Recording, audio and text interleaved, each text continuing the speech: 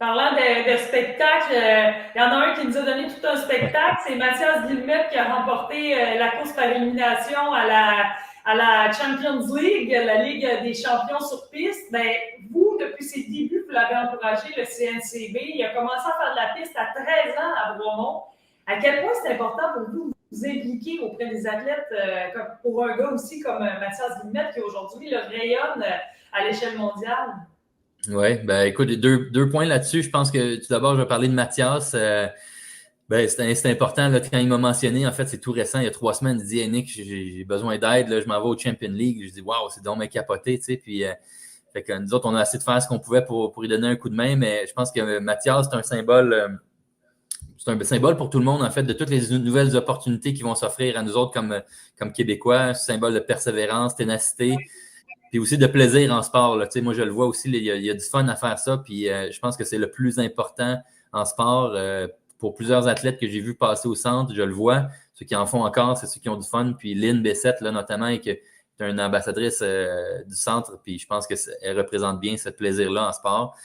Euh, Fait que c'est aussi un symbole pour attirer le milieu des affaires dans notre sport, dans notre discipline. Je pense que c'est une belle opportunité, le Champion League, d'avoir cette visibilité-là. Comment on va l'amener tranquillement au Québec, de faire découvrir ça au monde des affaires, faire découvrir la prochaine génération. Puis pourquoi pas avoir des donateurs réguliers qui viennent contribuer pour des parcours d'athlètes là, exceptionnels comme Mathias le fait présentement, là, vraiment remporter la course à l'élimination devant les plus grands, c'était vraiment, on a crié de joie. Puis son père, je pense qu'il nous écoute, c'est sûr qu'il nous écoute aujourd'hui, mais vraiment, je pense que c'est un bon exemple de père ou de parent, là, fait, qui a pas mis de pression, mais qui a supporté là, de A à Z ses enfants. C'est beau à voir. Puis, deuxième réponse, ben, je tiens à dire que le Centre national, en fait, puis ma mission personnelle, mais la mission du centre aussi, c'était de créer un endroit rassembleur qui, qui va aider aussi à faire découvrir des passions pour tous les jeunes qui vont se présenter, puis que ça soit des jeunes, en fait, ou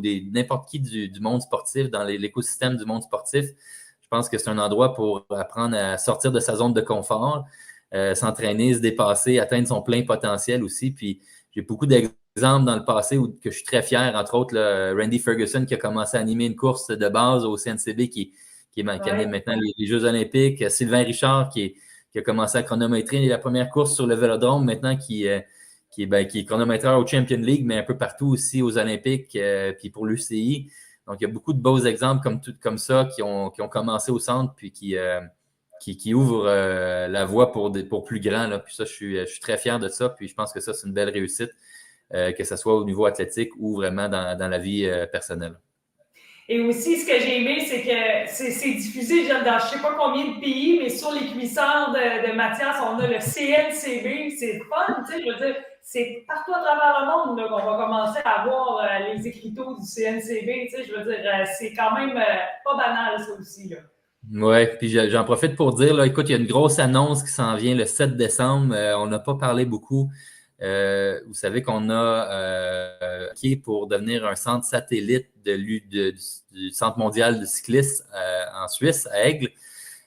Donc, le 7 décembre, on va avoir une grande nouvelle là. Donc, ça s'en vient très prochainement. On a dans 3 semaines. On va vous tenir au courant, mais on attend une réponse là, dans les prochaines heures, dans les prochaines semaines.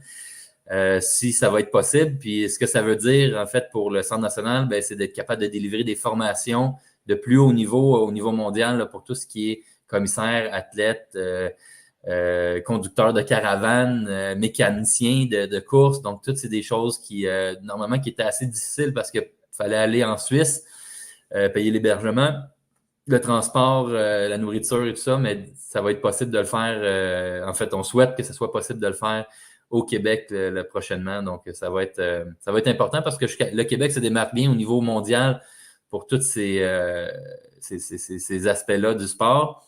Je pense qu'on va pouvoir peut-être atteindre un nouveau niveau là, prochainement.